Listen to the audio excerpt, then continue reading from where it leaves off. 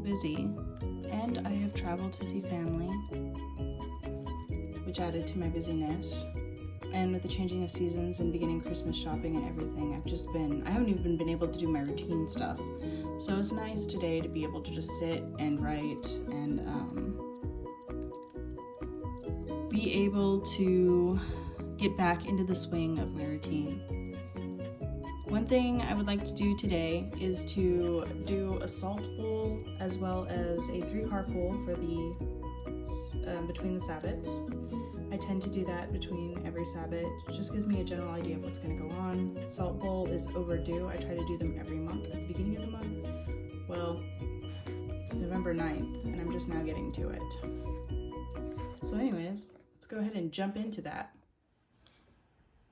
As Samhain already happened, I decided to go ahead and do a Sabbat pull, which means that this pull of cards will represent the time between Samhain and Yule for right now.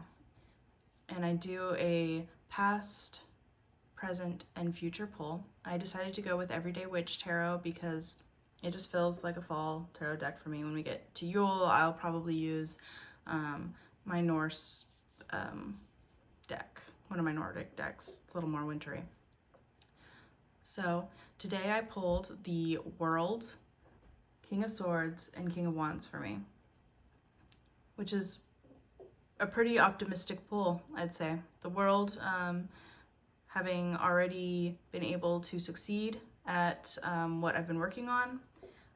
King of Swords is wisdom and guidance on a logical perspective and without any emotion. And then I have the King of Wands, who to me represents knowing where you want to go and getting ready to go on that journey. So pretty good pull for today. All right, so I've been excited about this. We're gonna go ahead and do a salt bowl for protection in the house. I already emptied the bowl outside of all of the salt and cleansed my stones that were in there previously. I've picked out the stones that I'll be using for the month of November along with the herbs that I'll be using. The first thing I start with is salt. And it doesn't matter what kind of salt you use. I go for the cheapest salt. I actually get my salt from Aldi's because I go through a lot of it. So what I will do is I know where to fill it up because I've been doing it for a while, but you can do exact measurements if you're looking for a specific number. I just fill it up.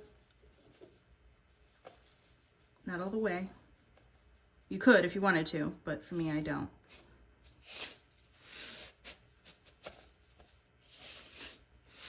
The reason you use salt is because it's protective. Because I didn't already mention that.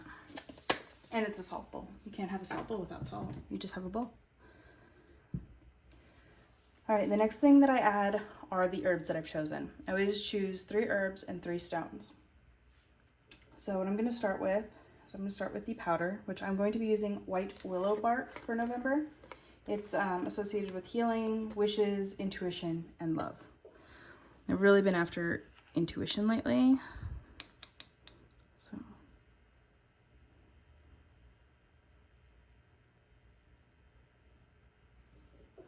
So that is the white willow bark.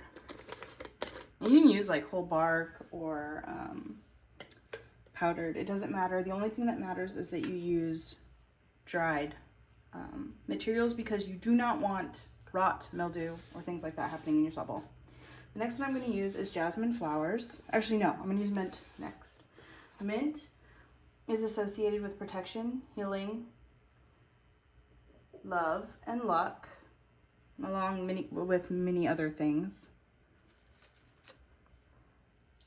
Use 3 leaves, but I can get them. It's a big clump.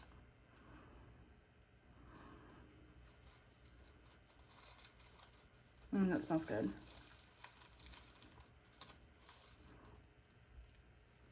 All right, I've got my 3.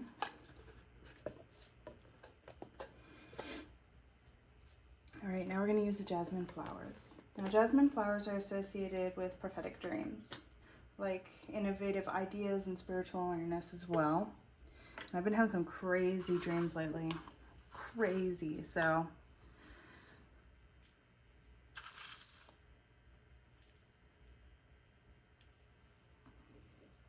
I wanted to use that. All right, and for stones, I'm going to be using this aventurine. Oops, I got some herbs on me. My hands aren't dirty, I promise. And aventurine is associated as being a positive stone. Prosperity, diffusing negative emotions, reinforcing leadership, promoting compassion, and encouraging perseverance. So around this time of year, prosperity is really important. I'm starting to buy Christmas presents and stuff, and just anything that can help. The next stone I'm going to use is called a bloodstone. Now they come with in different varieties, mottled green and red and things like that. And they're used for insight and vitality. Come on, focus, it's so pretty.